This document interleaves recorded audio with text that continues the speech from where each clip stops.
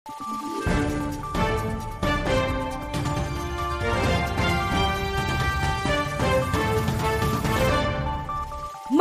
araw, Pilipinas! Ito ang Valiente News hatid sa inyo ng Office of the Vice President. Namahagi ng relief boxes ang OVP Panay and Negros Islands at Bicol Satellite Office sa mga kababayan natin na nasalanta ng sakuna at kalamidad. Si Brian Latasa sa report. Namahagi ng relief box ang mga kawani ng tanggapan ng pangalawang Pangulo sa pangunguna ng OVP Panay and Negros Islands Satellite Office kasunod sa nangyaring sunog sa Pasil Zone 5, Talisay City, Negros Occidental. Tig 10 kilo na bigas ang inhandog sa 57 na mga apektadong pamilya.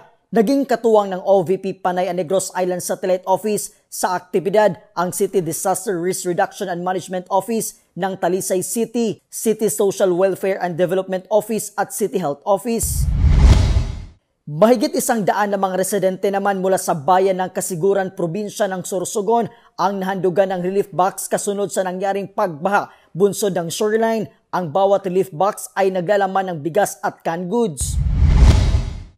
Nagabot din ng tulong ang OVP Bicol Satellite Office sa mga binang residente mula sa bayan ng Gubat at Santa Magdalena. Sa kabuuan, mahigit 200 na mga apektadong residente ang nakatanggap ng food box sa ilalim ng Relief for Individuals in Crisis and Emergencies o RICE program ng tanggapan ng pangalawang Pangulo sa pamumuno ni Inday Sara Duterte. Ako po si Brian Latasa, ang lahat para sa Diyos, bayan at pamilyang Pilipino. Valiente News. Bilang ng mga naitanim na puno ng OVP Bicol Satellite Office noong 2024, pumalo sa mahigit 30,000. Yan at marami pang mga balita dito lamang sa Valiente News. Ako po si Claudette Loreto para sa makabuluhan, naninindigan at matapang na mga ulat at impormasyon. Maraming salamat.